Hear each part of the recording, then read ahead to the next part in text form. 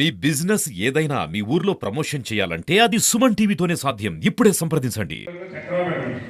వర్షం తక్కువ శాతం ఉండేది జిల్లాలోని చక్రాపేట మండలం సార్. అది మీకు కూడా తెలుసు సార్. కానీ అక్కడ నీటి వసతి లేదు.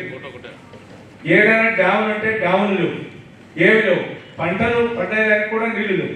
కానీ బోర్లు వేస్తుంటే బోర్లలో 6 వేస్తున్నా కూడా నీళ్లు పడడం. ఒక రోజు 2 రోజులు నీళ్లు వస్తాయి, అవి కూడా పోతాయి సార్. అదేవిధంగా తాగేదానికి కూడా నీళ్లు లేవు సార్. దానివల్లే మనం చాలా ఇబ్బంది పడుతున్నారు. అట్లా మండలాన్ని కరువు మండలంగా ప్రకటించాల్సిందిగా మేము కోరుకుంటున్నాం సార్. పాల ఒకటి డబ్బులు వచ్చి 4 రోజులు పోయింది. కనీసం బ్యాంకులకు డిస్బర్స్మెంట్ చేయకుండా ఏపీజీపీ వాళ్ళ దగ్గర పెడుతున్నారు. ఏమని అడుగుతుంటే మన ఆడిట్ జరుగుతుంది అని చెప్తారు.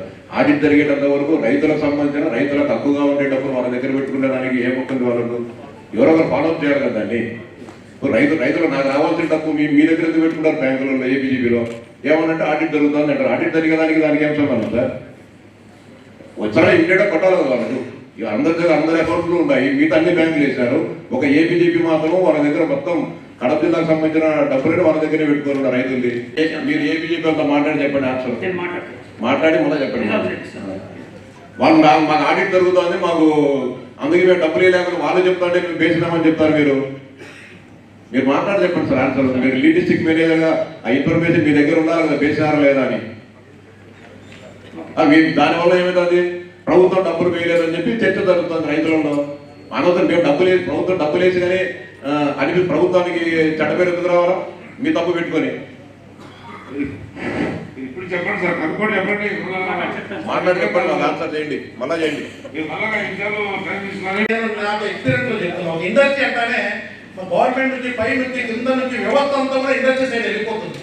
అక్కడ రైతు 1 ఎకరా 10 ఎకరాలు ఉండాలంటే కొన్ని వందల మందికి కొన్ని వేల ఉపాధి అవకాశాలు కల్పిస్తారు, పనిదినాలు కల్పిస్తారు. ఈ ఇండస్ట్రీ వచ్చి కొంతమందికి లిమిటెడ్ కల్పించేది.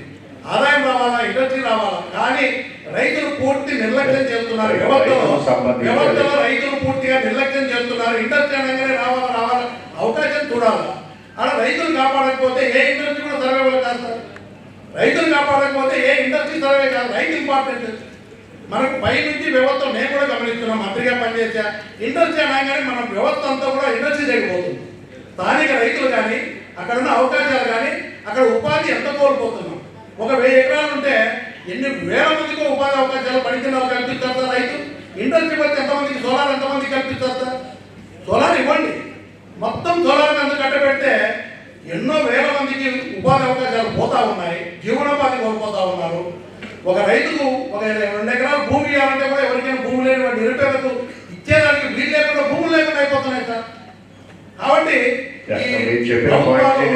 చాలా సీరియస్ ఇష్యూ. తర్వాత అట్లూరు మండలంలో కమలపూరు పంచాయతీలో అక్కడ కూడా ఎస్టీ కాలనీ సార్.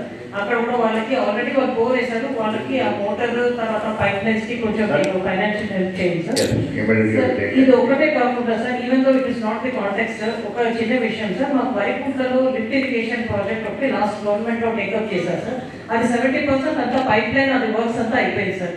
మోటార్స్ ఒకటి దానికి పెండింగ్ ఉంది సార్. ఎందుకంటే రాబో సమ్మర్లో అది రైతులకు సాగుకు తర్వాత తాగునీటికి అంతా కూడా అక్కడ వరికుంటలో చాలా ఇంపార్టెంట్ సార్. ఇది తమరు నోట్ చేసుకుంటారు. Even though it is not context, నేను రిక్వెస్ట్ చేసుకుంటాను సార్ మిమ్మల్ని. జడ్పీటీసీలో మండల శాఖకు సంబంధించి వాళ్ళు ఆడవాళ్ళు రాకుండా వాళ్ళ భర్తలు వచ్చి ఇక్కడ దీంట్లో ప్రాతినిధ్యం వహిస్తున్నారు. ఎంఆర్సీఓ గారు మండల ప్రెసిడెంట్ నా భార్య ఉంటుంది, నా భార్య బదులు నేను వస్తాను. అట్లనే అందరూ మండలికి జడ్పీటీసీలకు మండల ప్రెసిడెంట్ బదులు వాళ్ళ భర్తలు వచ్చి సమావేశంలో పాల్గొనడం జరుగుతుంది. కరెక్ట్ కాదు. మరి సభ్యులు ఎవరైతే వాళ్ళే సమావేశంలో ఉండాలా. చూడమ్మా, ఎవరు వచ్చినా అట్లా ఉంటే బయటకి పంపించండి. ఒకరు వచ్చింటే పంపించేసాను సార్ బయటకి.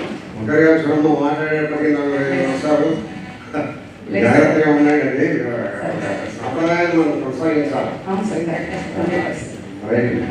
కావాల్సినటువంటి భూములు కూడా ప్రభుత్వం ఒక మంచి పాలసీ తీసుకొచ్చింది. ఎందుకంటే దాంట్లో ఎక్కడ కూడా భూములు ఎవరు కూడా కంపెనీలకి ఓనర్షిప్ అనేది ఇవ్వకుండా ఓన్లీ కేవలం లీజ్ రూపేణ మాత్రమే ఇస్తున్నారు.